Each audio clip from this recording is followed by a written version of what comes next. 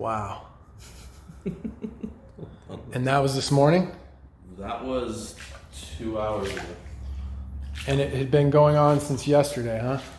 Yeah, I'm guessing around somewhere between 2 to 4 p.m.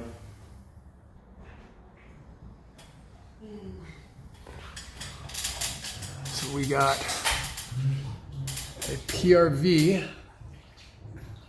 with a hole blown out the bottom. And that's very interesting. It's a 3/4 Wilkins 600 XL, or actually just a 600. Okay. So the water main is galvanized coming in. The street level is right there. We're on a hill. And you can see the galvanized water line transitions to copper. So let's open the rest of this up.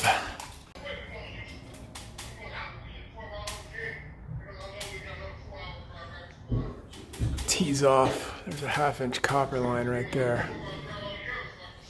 And then it goes back to galvanized. Yeah, I'll take care of you on that. Don't worry. Just do whatever she We got wants, some and I'll issues, take care of it. big time issues here.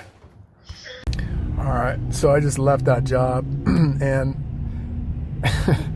there's no way I'm gonna try to make a patch repair on that.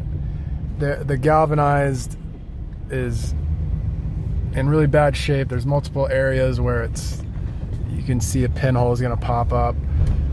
You know, I could try to get my threader in there. It's not gonna fit, guarantee you that. I could press those stainless steel 316 mega press fittings on there, the threaded press fittings, but dude, after something like that happens, I want it to be done right. So with that said, I said, look, you got to repipe this thing.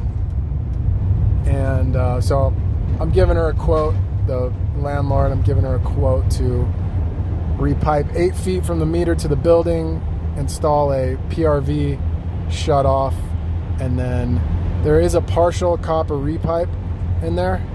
So basically we just repipe the main line, and then the unit above has a sink and a toilet, and that's it. So I'm not gonna work on that unless they replace it, because it would just be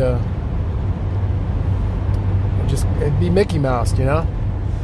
So that's where we're at with that.